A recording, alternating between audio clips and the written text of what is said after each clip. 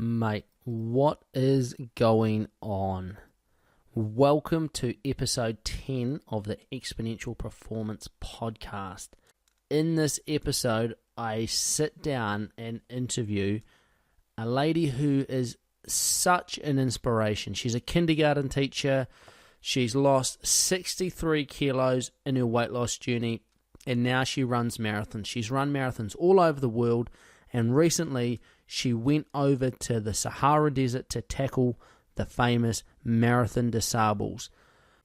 7 marathons over 6 days in the Sahara Desert, carrying everything you need for that time. It's an amazing story, so let's get into it. Welcome to the Exponential Performance Podcast. Join sports scientist and performance coach Maddie Graham to find out how to train smarter and maximize your performance no matter who you are. Hey, it's Maddie Graham here from the Exponential Performance Podcast. It is good to have you here.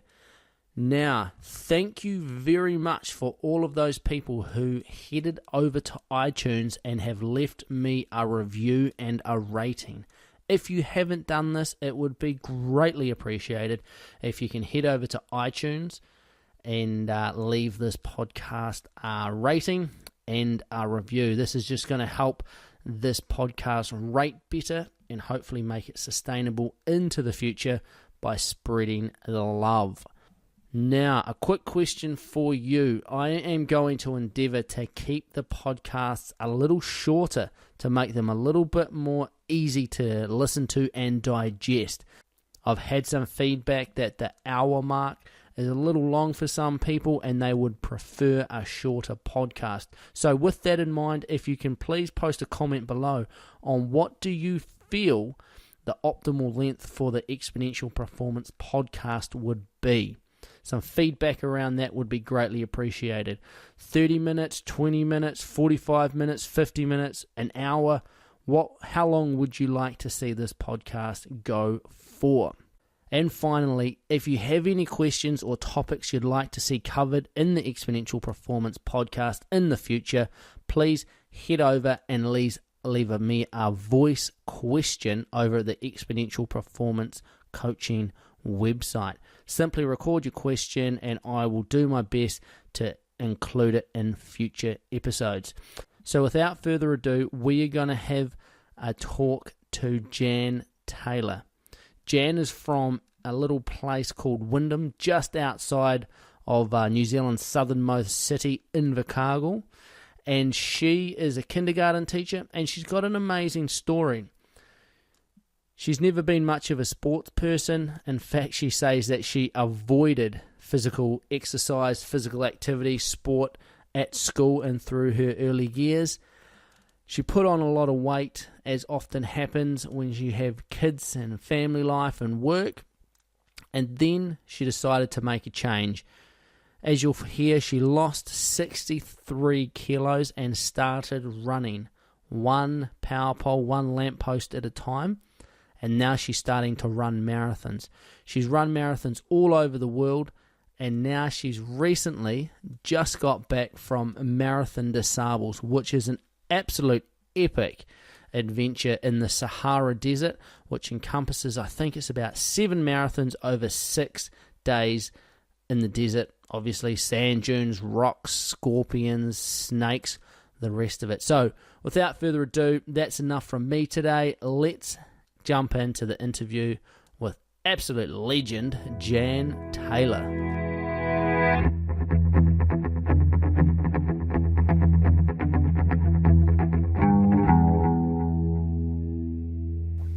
So thanks very much for coming on and joining us. So do you just want to get started and give everyone a bit of a background about your story, because it's an amazingly inspirational story. About 9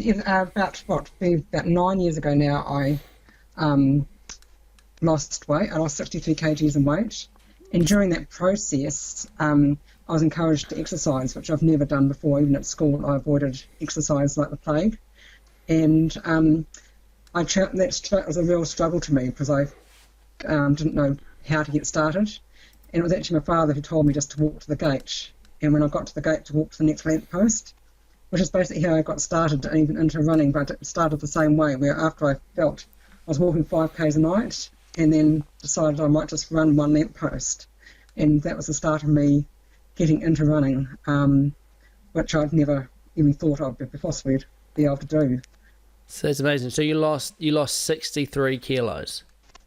Yeah, 63 kilos 1 day short of a year. Far out. And how did you do that? What was the process, apart from the progressive exercise that you just talked about? It was a process of looking at what I was eating. Basically, for me, it was my portion sizes. I was eating as much as what my husband was eating, who was a shearer and a farmer, who was exercising all the time and needing to eat pretty big meals. And I was eating the same amount, but not having any physical exercise. And at that time, I was also studying, so I wasn't really doing a lot of anything other than sitting, reading books and sitting still. So portion sizes was a big part of just cutting down what I was eating and the amount I was eating. Once you lost the weight and sort of gained this, interest in running, you started to run marathons. How many marathons have you run since then? Because it's quite a staggering number. Yes, I've actually lost count, actually. I was getting up to sort of around about the 20 or more marathons now. Yes, to the extent where I've actually lost count. I suppose it's a good thing to be able to lose count of. Yes. Sometimes it's a good thing, because then it also, then you're not also counting how much money it'll cost you as well. So. That is true. And so you've run marathons all around the world as well. Do you want to run us through some of those that you've been in?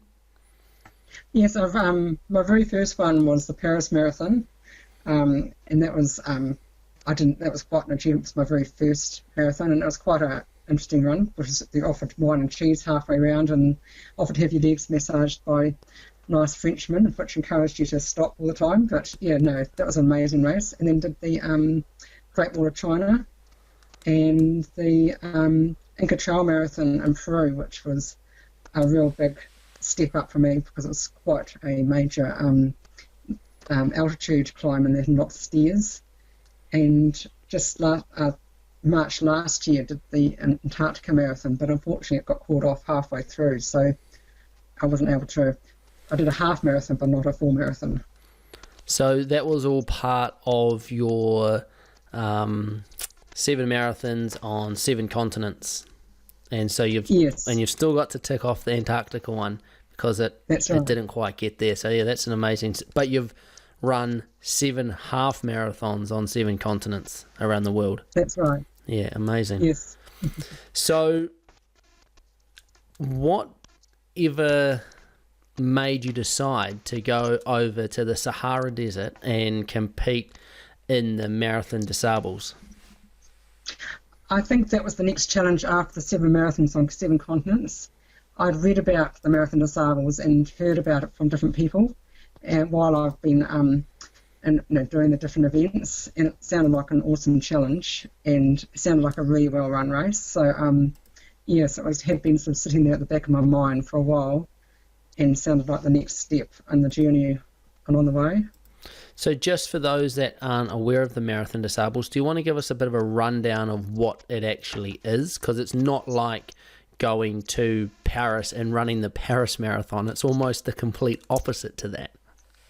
Yes, the Marathon Des Sables is a self-supporting stage race, which means you've got to carry everything that you require for the duration of the race, which is run over 6 days, and it's like a marathon a day every day, and one day is a 2-day stage, which is normally run about 80 to 90 k's, and the entirety of the race is 250 k's. So you're carrying everything you require except for water, which they give you along the way. So the name Marathon Des Sables is sort of quite misleading, because it sort of sounds like it's just one marathon, but in fact it's multiple marathons, almost 7 marathons over 6 days, isn't it? That's right, yes. and also in a very extreme conditions. Yeah. So for those that aren't familiar with the Sahara Desert, can you just give us a quick rundown on what sort of conditions you were going to face, or that you did face? Most days got up to over 54 degrees in heat, which was extremely hot. You could feel the heat coming through your shoes at times. Some people's shoes actually were melting. Wow. The terrain ranged from like just plains of quite rocky ground to being in sand dunes, to actually climbing mountains. And this year they call it the Jebel Olaf, the Olaf Jebel, which is, we called it the Jebel Awful. It was always in every Marathon Des Sables every year, but this year they made us do it twice, which they've never done before. Far out. So, that in itself is incredible, going to Marathon Des Sables and doing it. But then, coming from your background of not really ever being physically active, losing 63 kilos, and then signing up for what is often termed the hardest race on earth. Yes. It was, a lot of people were quite astonished and had to do quite a bit of convincing in the family, and also the medical professionals, to let me go. So it's amazing, Jen. How did you prepare yourself for heading over to the Sahara for the Marathon Des Sables? I think the biggest preparation was going up to Hawea and using all my gear and challenging myself up at Hawea on terrain that I wasn't familiar with. Particularly Breast Hill was, to me, the biggest preparation for the Marathon Des Sables, because that was technical, but so was so much of the race. And the mental preparation of being out there on my own overnight was, that time up in Hawea was the best preparation I had for the Marathon Des Sables. Yeah, so you came up to Lake Hawea where I'm based, and we sort of ran a little bit of a training camp for you up here, which involved sending you out, daily on quite long sessions, but then also overnight sessions. And there were a couple of interesting overnighters, weren't there? Yes, as if you purposely planned them. One was down Minaret Station, where I had an encounter with a wild pig who was interested in my pack, which was pretty frightening. He finally did go away with, I didn't know whether to run or scream at this pig, but it just sat there and eventually did go away. But then the possum came down and tried to take the pack as well, so it didn't get much sleep that night. And the second night out, it was really windy, and I had trouble finding somewhere to sleep up at Grandview, and it started to rain, where it got so wet and windy the water was running through down to my sleeping bag. So I had to, at 3 o'clock in the morning, get up and try and find the hut, which took about an hour to 2 hours, knowing the hut was somewhere on the trip, but didn't really know how far away I was from it, which for me was also quite a challenge, doing that in the dark and in extremely windy, wet conditions. Yeah, you had me worried that night, Jan. I wasn't exactly sure how you were getting on up there, but I was quite pleased I wasn't up there with you, to be honest. Yes. So, leading up to the event, you were getting in good condition. We were getting everything ready, but then there was a few problems at home before you headed away that sort of compounded and made everything a lot harder than normally it would have been. How did you work through those experiences, because those in themselves were big challenges? Yes, Andrew, my husband, getting so sick and requiring to have heart surgery just before I went was a major challenge. And I think even though I wasn't doing much physical preparation, mentally it was a major mental challenge for me getting through those times. And I think it was good preparation too, just when we had got through his surgery and him coming out the other side, realising that mental preparation was also good preparation for Marathon Des Sables, even though it wasn't actually running or doing anything towards the race itself. And did it change the way you approached the event in itself, and that Did it give you added motivation that, when you were there on the ground, that this was going to be something that you just battled for as hard as you could? Yes, it changed most probably my... I realised the family were so supportive of me wanting me to go and do it. Prior to Andrew getting sick, I suppose we hadn't really thought about it a lot other than I was going, but I was a bit of a challenge of do I go or not, but the whole family got stuck in behind me and said, yes, you must go. And so that sort of gave me more determination to try to go over there and do my best, and to knowing that they were totally behind me and supporting me from home. Yeah, that's amazing, because it would have been a pretty good reason to just throw in the towel and say, oh well, it's too hard basket. My husband's just had heart surgery. I'm probably just going to stay at home with him. And that would have been a perfectly fine and acceptable excuse, if you like. But it was the complete opposite to what you did. Yes, it could have been easy. It would have been very easily. I had lots of options to pull out, like even from insurance-wise. I had to make that big call when we were cancelling Andrew's side of the trip, whether I was still to go or not, and I had to make my mind up, were you going or not? And that was a big step. And okay, right, I am definitely going now. And I had to confirm that. So once this preparation obviously took time, but what gear did you take with you? What do you take into the desert for 7 days? That was the major dilemma, and most probably the biggest discussion on all the Facebook's messenger sites around this race, is the gear and weight. I ended up using the NDS bag, which is specially designed for Marathon Des Sables. But there were so many different options you could take. I got a really good light sleeping bag, which was excellent. It was really, really light and compact.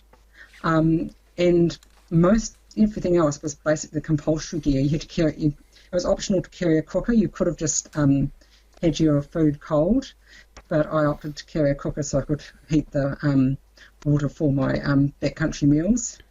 And other than that, it was down to your torch and your, I think the compulsory gear, which is things like your, compass and road books and safety pins and things like that, which was just the normal mandatory gear that you take, except for the venom kit, which was for the snakes and scorpions, just in case you came across a scorpion or a snake and got bitten by one. And that was just like a wee suction syringe, wasn't it, to suck out venom? Yeah, just a wee suction pump. Yes, that's right.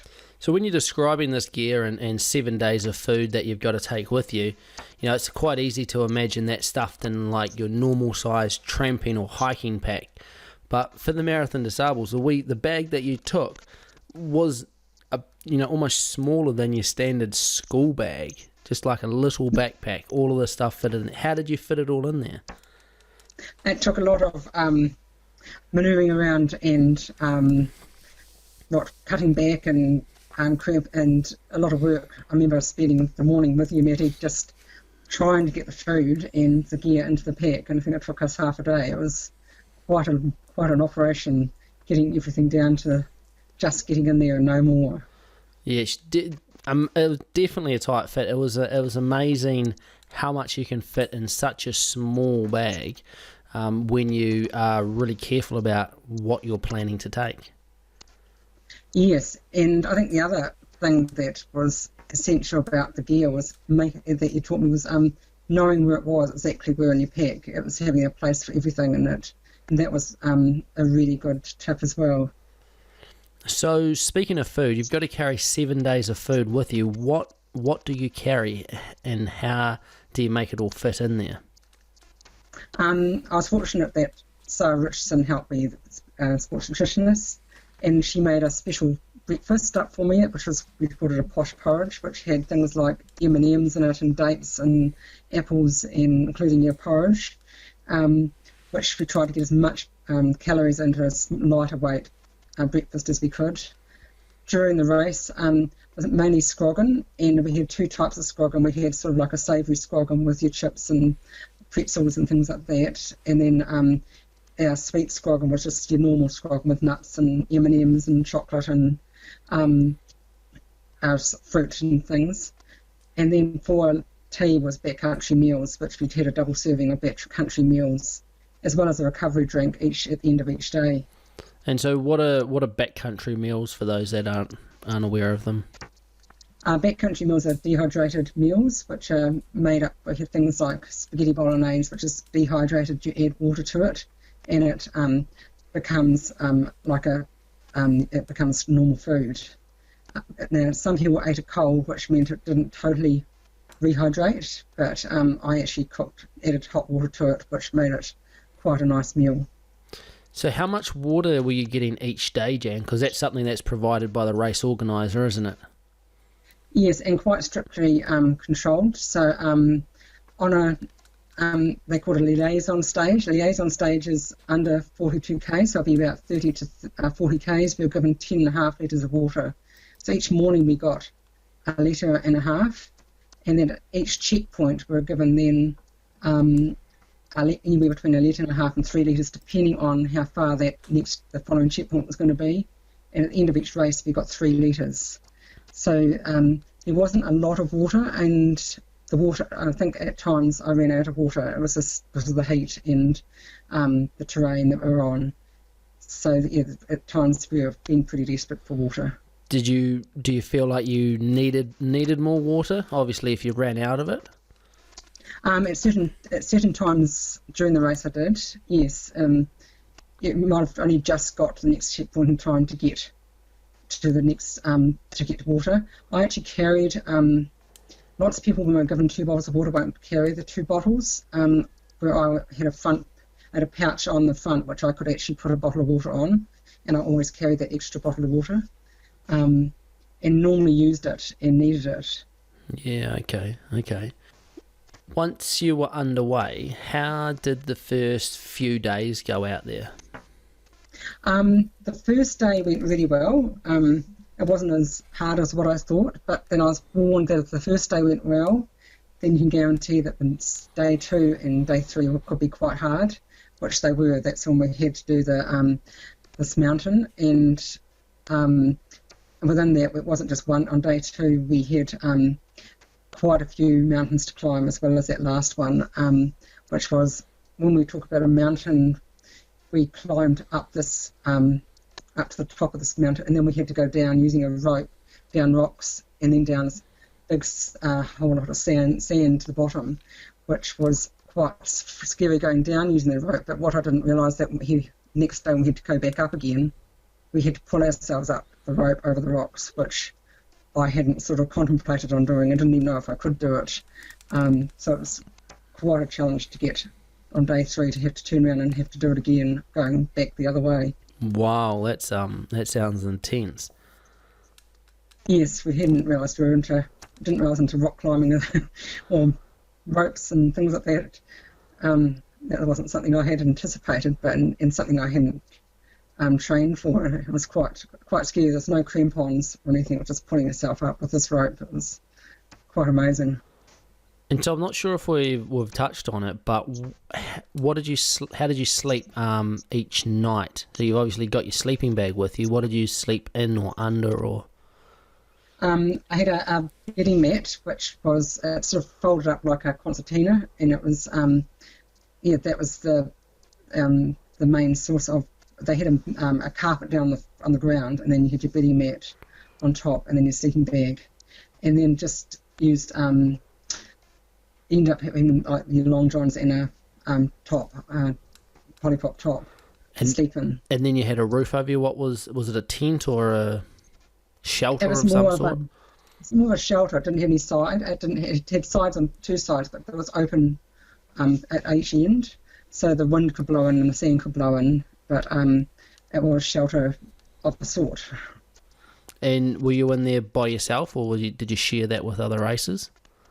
We shared it with other races, so your tent mates became your family, and they were quite an important part of your event. There was sort of like a tradition where those that come in first, set the tent up so they could try and get the rocks out of the from under the carpet, and help those that could come in later. And so I was very thankful to have some amazing tent mates who, when I came in, they took my pack. I went over to get my feet sorted, and by the time I came back, my sleeping bag was out and my meal was cooked. So yeah, it was just amazing. We had amazing tent mates, and they really made the race. Wow, yeah. I mean, I imagine that'd make such a huge difference. Oh, definitely. It's such an important part of the race is your tent mates. So we're sort of on to day 4, I guess. We sort of talked about those first few days, and day 4 was the big one. Do you want to talk us through that, because it's an absolute epic? Yes, that was my most frightening time. What I was most scared of was that day 4, because I thought I didn't know how I was going to go on, particularly after day 2 and 3 had been so hard, and I wasn't sure how day 4 was going to go. But I just had to look at it as us going from checkpoint to checkpoint and no further, just getting to the first checkpoint and then to the next one without looking too far ahead. When we got into night, it wasn't too hard. I was worried about how I was going to see where to go, but they actually had the glow sticks, so you could actually see the track quite clearly, and if not, I got down to what seemed where footprints were on the sand. Mm-hmm. And I didn't actually stop and sleep at any stage. I had a bit of a stop at checkpoint 4, mainly to get my feet looked at because they were getting pretty sore, and I had a meal there. I actually cooked my tea there, but then carried on. Part of that day, they style the next bit is going to be sand dunes. Well, it was 13 k's of just solid sand dunes. It was just sand dunes from one checkpoint to the next, which was a bit of a shock. It was really hard going, but fortunately did that in sort of the mid to early morning, so it was cooler, because the next day was really hot. Well, so this day 4, how long was the stage? Because this was the big stage. How long was it? 84 k's. 84 kilometres. And well, that was about how far you've gone in total already, hadn't it? So day 1, 2 and 3 was, that would have been added up about the same, was it? Yes, yeah, it would have been about the same. So you're doing 2 back-to-back marathons in the desert through the night with no rest. Yes. How long did that end up taking? 33 hours. It was, it was quite a long day. 33 hours. Yeah.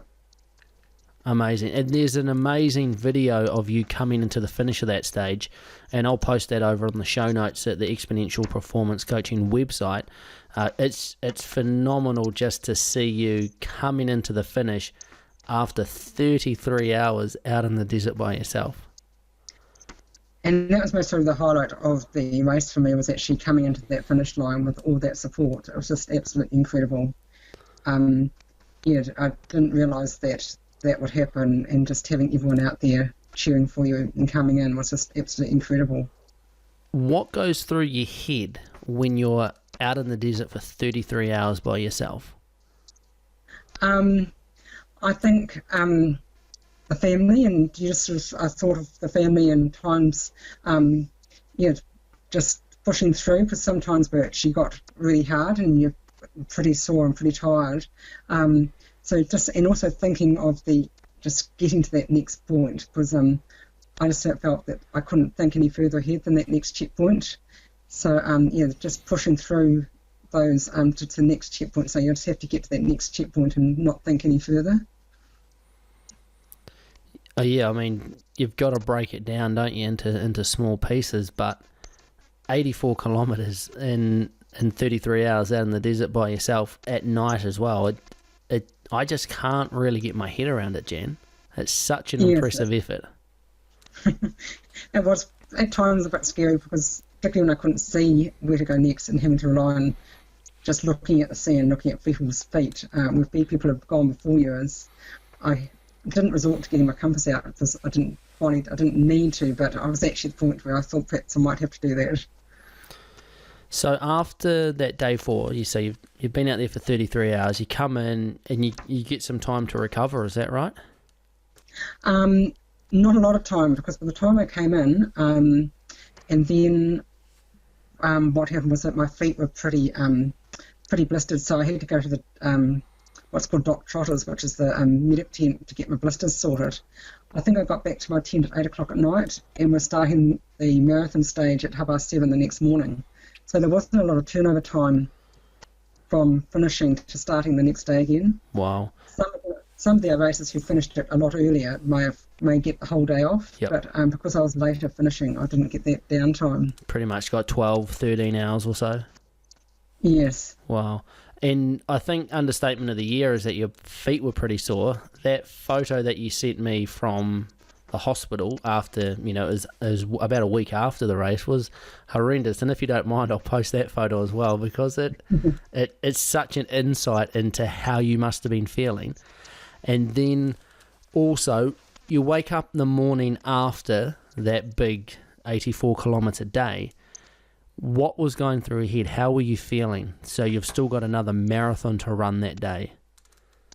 I was feeling, my feet were pretty, very painful. I had struggled getting my feet in my shoes, even though I had got a half size bigger shoe than I normally did.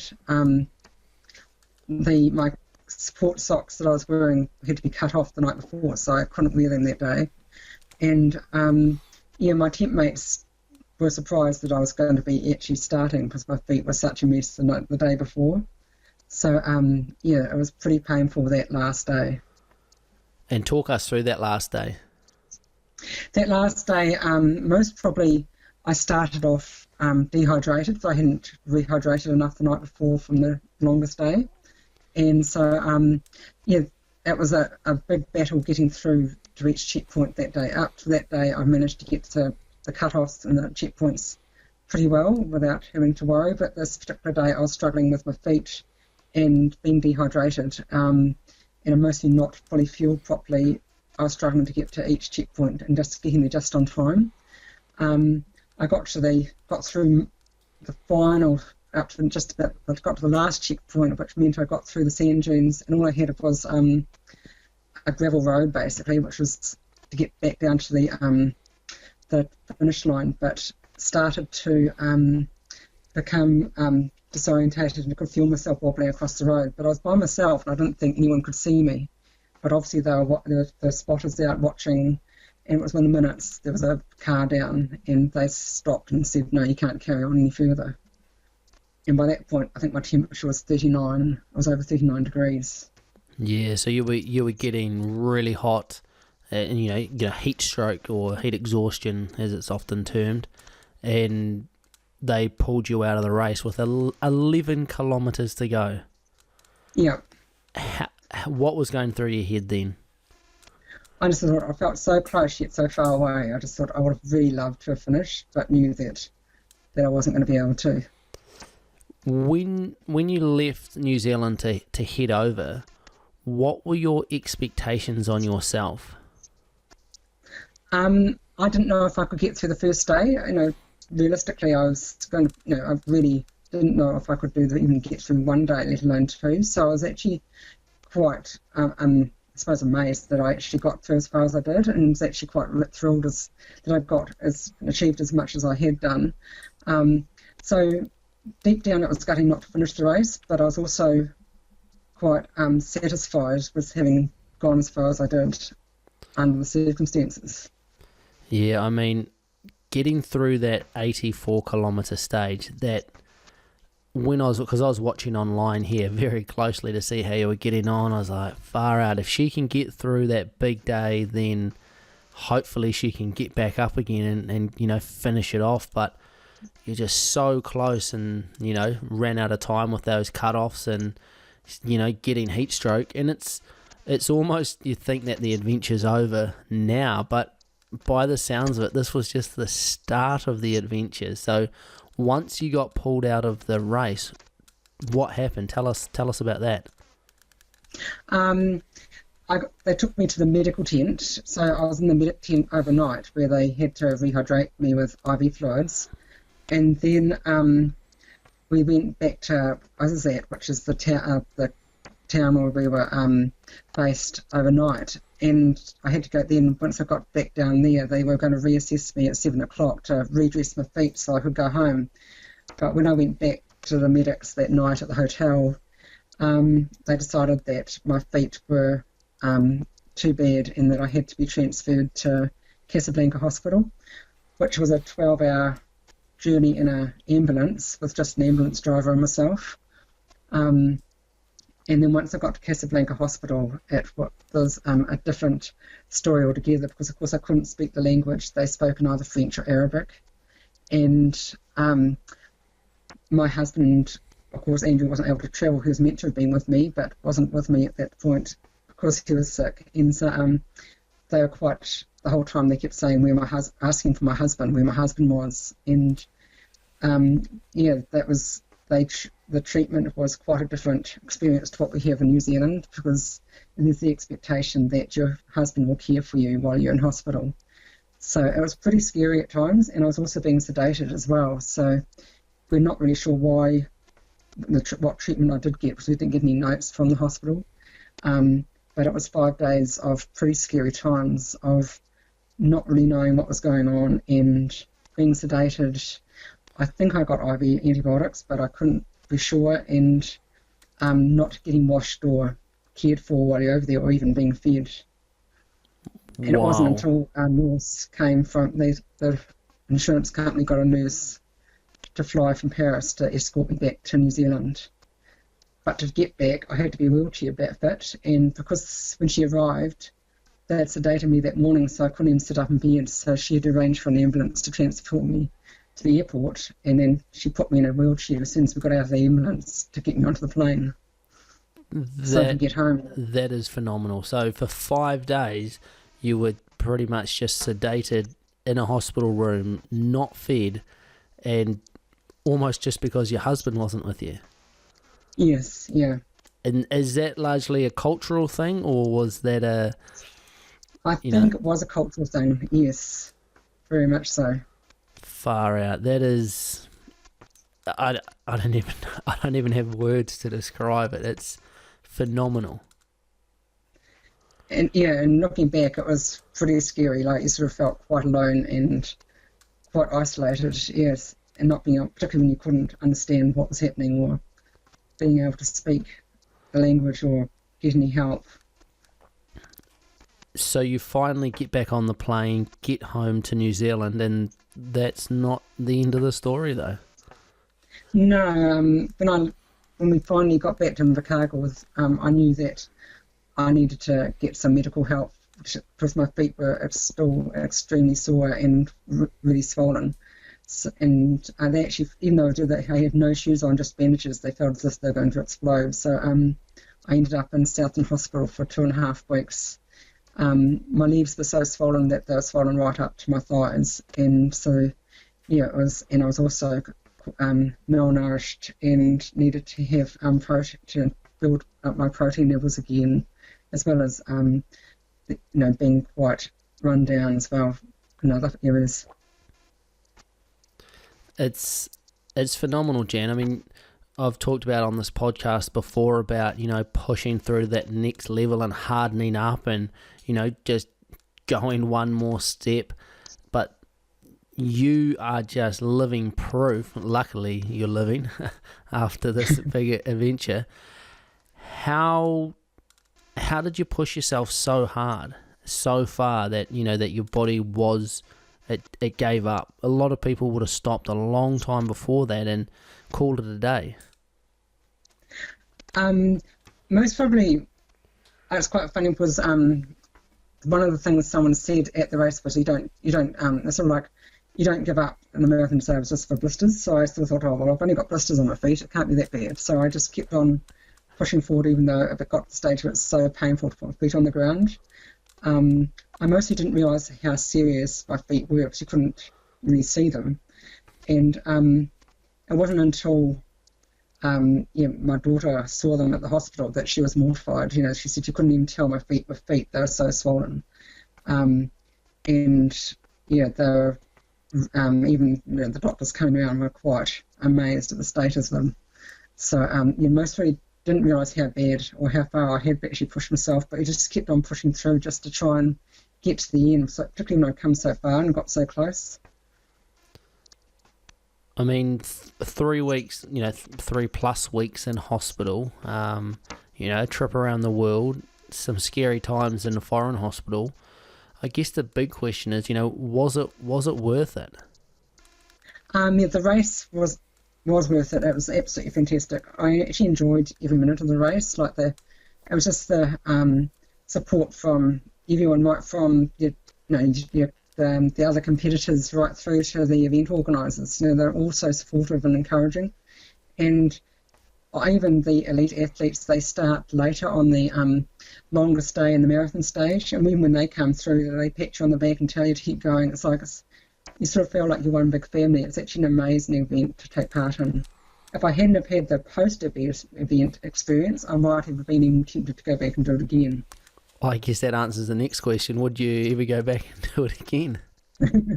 Most probably not. If I hadn't have been so sick post-race, I might have been tempted, but no, I don't think after my experience in hospital over there, I don't think I would be tempted to go back. I mean, you've obviously got so much out of it and pushed yourself to a level that, is beyond anything you've been capable of pushing yourself to before. So, I mean, it's an amazing achievement in itself.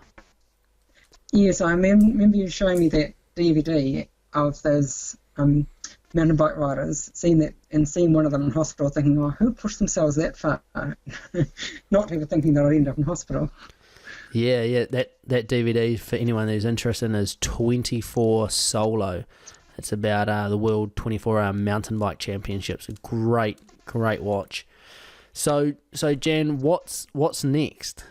What's next for someone who's been to the Sahara, who's been to Antarctica, who's been to China, Paris, South Africa? I mean, you've ticked off so many great adventures. How do you top this? I'm mostly looking at going back to Antarctica to finish that marathon. Or mostly the next one, just still unfinished business back in Antarctica. So, which is the complete opposite to the Marathon Des Sables, in terms of temperature. Yeah, that's right.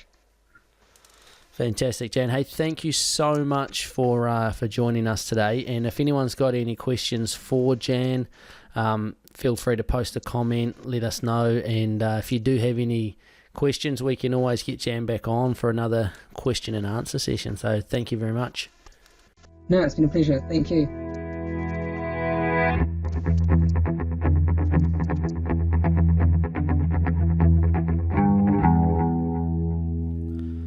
Well, there you have it. I hope you found that insightful. You'd have to agree with me. She is such an incredibly inspirational lady. Just the ability to get out there and get into it. She's not the fastest one in the field, but she will just keep going until she, one, gets to the finish line or gets pulled off the course and taken to hospital. I guess the old adage of go hard or go home doesn't really apply to Jan. It's either go hard or go to hospital, or go hard and then go to hospital.